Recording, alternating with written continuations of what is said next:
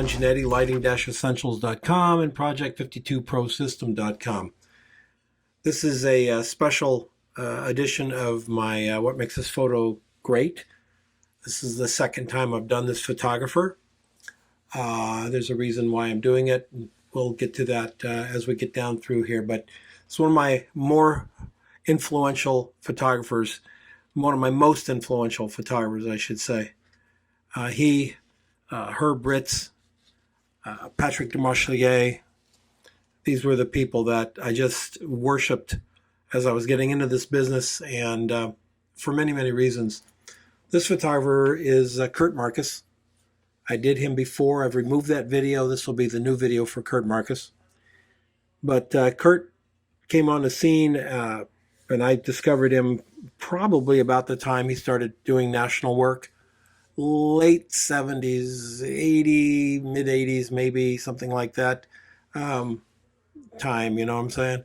I remember I was wearing 80s clothes, and all the girls had big hair. Anyway, we were always told to be a specialist, always just do one thing. And Kurt was the photographer that I looked to, and I said, well, but he doesn't do one thing. He does a lot of things. He just does them with his own style. And I've said this from that time on. It doesn't matter what you shoot. What matters is how you shoot what you shoot. And Markus is an incredible example of that.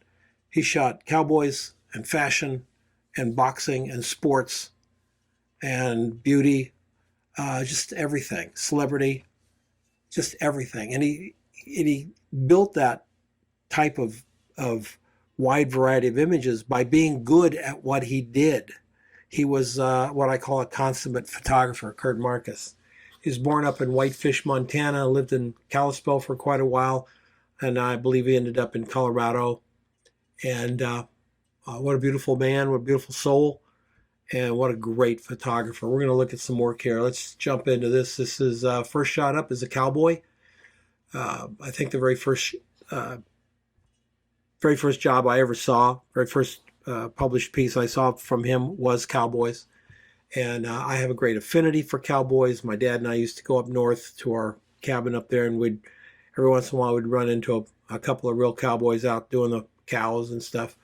And ever since that time, I always kind of wished I'd been a cowboy. Well, we got the horse in oblique position here. We've got the horizontal line of the clouds, the sky, horizontal line of the horizon, the horizontal lines created by the bush all the way through here, and then we break even the horizontal line of the horse, and we break it with the subject right here.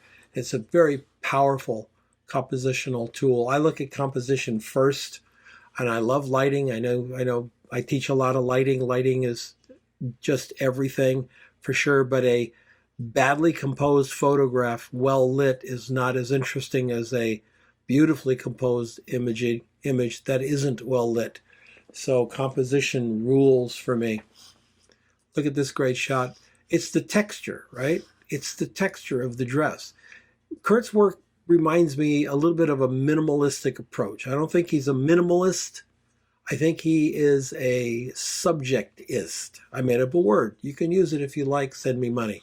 This is a great example of that.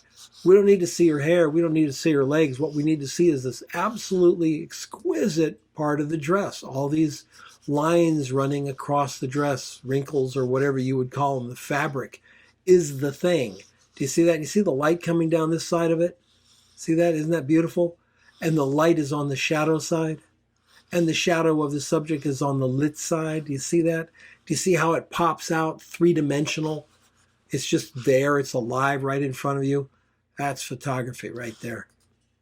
Little patches of light. You find this a lot in his work, a little dappled light or something over here. Where the model's in a little bit of light, obviously coming from this direction. We're seeing something on the wall, catching her. Pretty sharp light. Look at the transition. Transition's pretty sharp, so it's more of a direct light, not a soft light. You can see the shadow on her arm. Soft light doesn't create that. This is hard light.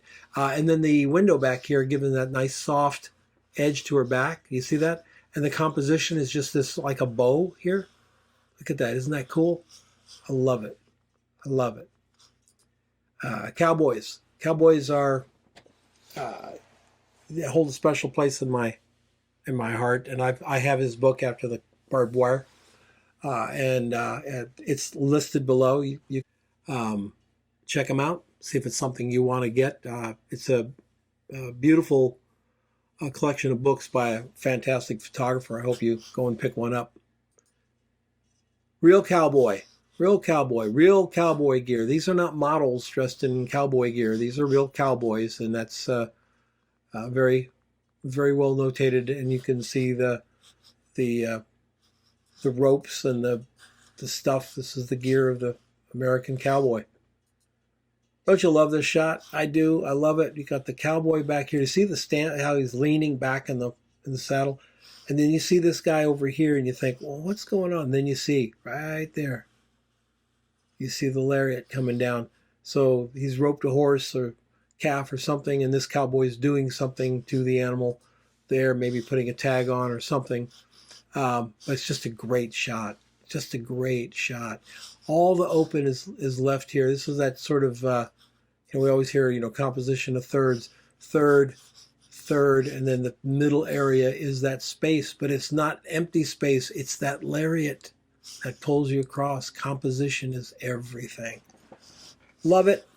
A couple of photographers that I really liked back in the day were using canvas, and I saw Kurt was using canvas, so I bought a big old piece of canvas and used it for 35 years.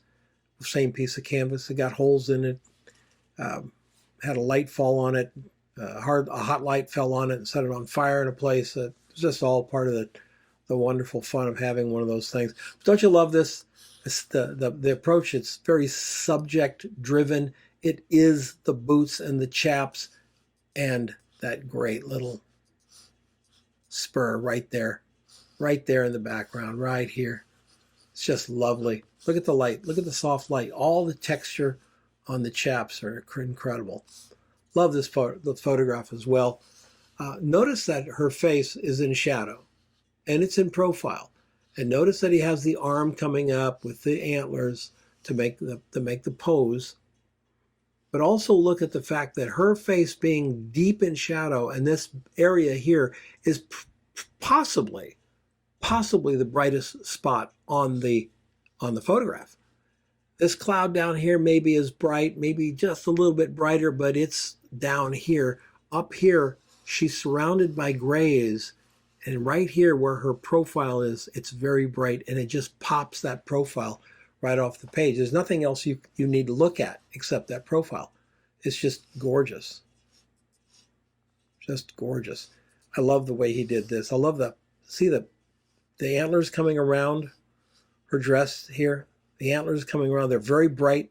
They're very white. They're wrapping this way. And up here, her hand is very bright. It's very white, and it's wrapping the same way the deer antlers do over the top of her head. Do you see that? Wrapping here, wrapping there. And again, we have that center composition, very classic. Very much like the very first cowboy shot that we saw. Love this. Obviously, fashion shot. What do we see when we look at it? We see this. This is upside down torso. And as we look closer and closer, we see the ribs in the fabric. We see the hands down here, gently laid there, flat. We see the curve of the back, the roundness through this. This is just a cool shot. Just a cool shot. Unexpected, surprising. Isn't it great to be surprised when you look at a photograph? I love it. Here we have a very dark face. We have a lighter background, and we have the white hoodie here surrounding it. So the face is, by reason of contrast, is presented beautifully and surrounded by all these lovely whites. So we really see this face here. It's just wonderful. Another great shot. Fashion shot.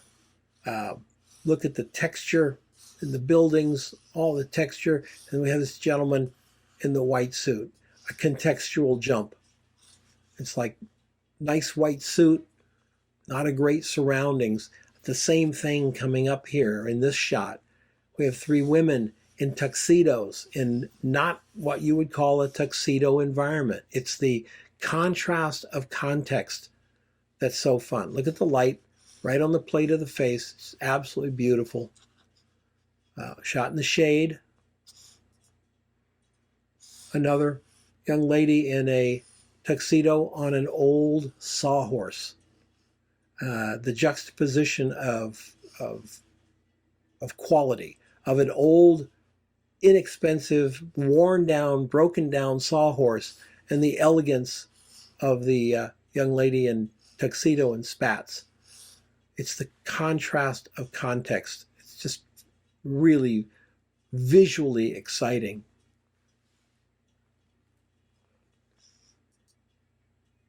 Simple fashion shot. This is kind of work that he did a lot of. I call it person on the street kind of fashion. Very like you're there, like you're standing on the corner right here with this young lady. She's thinking about something, and you glance and you catch her out of the corner of your eye, and then boom, she's gone. That type of thing. It's not the couture-ish approach, even though I'm sure he did that. I think this is really fun, and I don't even want to pretend that I know what's going on inside Kurt Markus's head at all. But the first thing I noticed when I looked at it was that the tree is her head upside down. Do you see that? Hair, ponytail, hair, ponytail. Well, it's not even upside down. It's just sort of a mirror of it, isn't it? Yeah, absolutely. It's not upside down at all. It's just a mirror of it. There's the head in a ponytail, and there's the head in a ponytail. And of course, again, that classic centered composition, out of focus background, depth of field is shallow, pull your subject forward, create context with the environment, and make the subject jump out. Beautiful portrait. Look at the light. We see the light. The light is whatever's behind Kurt at the time, which is probably a lot of sky and desert or rock or something. My favorite kind of lighting right here is just natural light in the shade using the open sky, and you can get a lot from it. Just a dynamic shot. Central composition. Light is everywhere. Look at the light is so big when it's the horizon or essentially open sky behind the photographer. The light is so big that it presents beautiful highlights all the way through here, smooth highlights, and great sharp highlights on the lips.